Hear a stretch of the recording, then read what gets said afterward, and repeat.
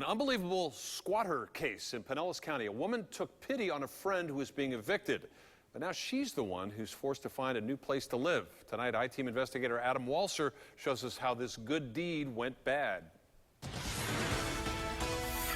This house behind me stands out from the rest of the neighborhood. Neighbors say they've been complaining about it for years. The woman who grew up in the home allowed one of her friends to move in after her father died. That was more than 2 years ago. She says he's been living here since, rent-free. Meanwhile, she says she was forced to move away. I tried to help somebody, and then it just completely blew up in my face. Megan Tharp says after her father died, she allowed Carl Thompson to temporarily move into a spare room since he had been evicted from his apartment. He established residency without my permission. You never signed a lease with him? No.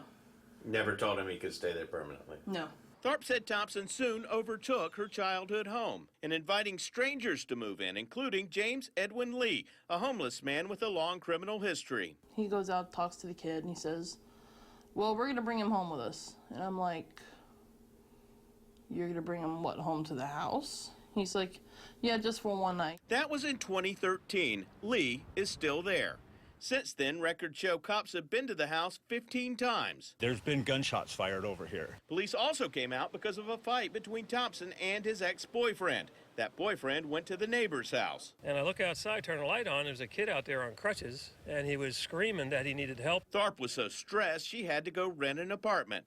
At her family's home, nobody's paying rent or the mortgage, mowing grass, or doing maintenance. The thing that really gets me upset is that the neighbors are having to deal with this. And I felt so bad for leaving them the way I did. Neighbors have been told there's nothing the city can do until a court throws Thompson out. But Tharp says she can't afford to take him to court. Nobody answered the door when we paid multiple visits.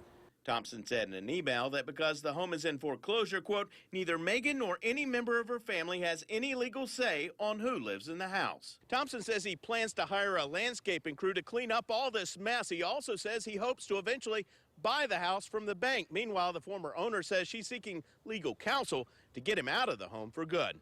I'm I-Team investigator Adam Walser in St. Petersburg, taking action for you.